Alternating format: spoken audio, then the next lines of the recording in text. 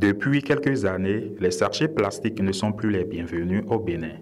En plus du ministère du Cadre de vie et des Transports, en charge du développement durable, plusieurs personnes physiques et diverses structures se mobilisent de nos jours pour pallier à l'utilisation de ces sachets. Ce jeudi 22 février 2024, le ministre du Cadre de vie et des Transports, chargé du développement durable José Tonato, a reçu en audience le père Théophile Akora et abbé Georges Adeyer suite à une demande effectuée par le père archevêque Roger Hungweji.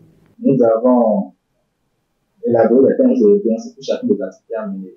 Et à chaque activité que nous voulons mener, les thèmes de défense ont été envoyés, soumis à l'équipe technique du ministère qui voyait, qui faisait ces observations avant que nous lancions la mise en œuvre de l'activité.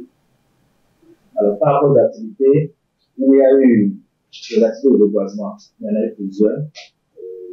Déjà le 1er juin, avec l'archevêque lui-même, à Ouida. Après le 17, dans le cadre de la juillet, dans le cadre de l'explication, il y a eu les SNG, les secondes mentales. Nous avons été à l'ADA, où nous avons fait plus de 500 plans de tête de paludisme. Et tous ces plans-là ont été mis en expression par la direction générale des eaux, forêts et chasses. Nous avons donné également une campagne de sensibilisation médiatique à ces effets.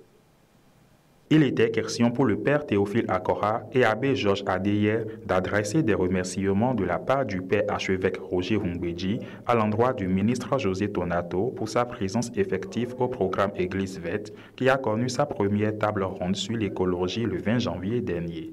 Ces derniers ont profité de l'occasion pour adresser quelques-uns de leurs projets phares pour 2024. L'archevêque a travers nous pour remercier vraiment de votre présence ressentie à la table ronde. Mais avant ça, de tout ce que vous faites pour le pays, et plus particulièrement pour l'archidiocèse de Cotonou, et à travers l'archidiocèse à tout le Bénin. Je veux parler des diocèses du Bénin. Votre présence à la table ronde a participé vraiment à sa réussite. Et si le cardinal est venu du Vatican, c'est que lui-même a pris au sérieux l'événement et a voulu vraiment matérialiser la présence de l'universel dans le particulier que nous constituons. En même temps, il voulait nous donner un soutien, en plus du soutien pour nous donner. Et ça a été beaucoup apprécié. Et au nom de mon Seigneur, je tiens vraiment à vous en remercier. Et ce matin encore, quand il parlait de la chirurgie, il m'a dit, tu remercieras le ministre. Ému de leur engagement qui n'est plus à démontrer, le ministre du Cadre de vie et des Transports, chargé du développement durable José Tonato, montre sa satisfaction et son intérêt à l'endroit du projet Église verte mis en place par l'archidiocèse de Cotonou. L'aide que nous apporte le projet Église verte par rapport à la puissance de son impact sur le terrain est une aide inespérée.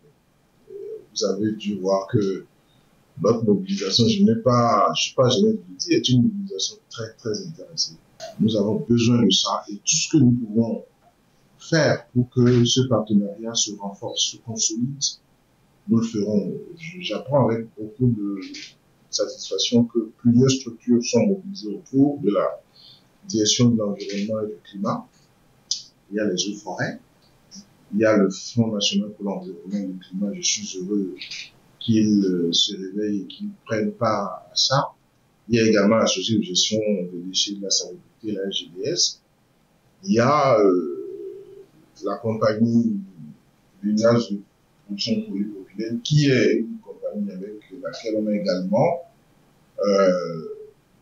toute une dynamique de trivalorisation des déchets, mais surtout de récupération des déchets plastiques pour en faire un produit utile.